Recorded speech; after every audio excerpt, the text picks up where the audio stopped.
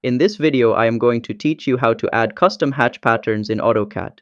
This is useful if you want to expand beyond the default hatching options and give your drawings a more professional look. Let's get started.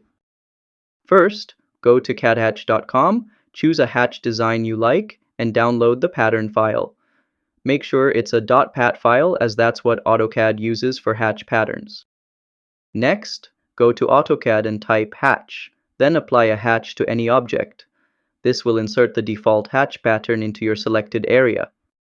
Then, click the hatch to open its Properties panel, and go to the Pattern section where you'll find an option to Add Patterns. Choose Add Line Types or Custom depending on your version. After that, locate the hatch pattern setting and click Upload Files to import the .pat file you downloaded. AutoCAD will load it and make it available in your hatch list. Finally, select the new hatch from the list and customize its scale, angle, or origin depending on your preference.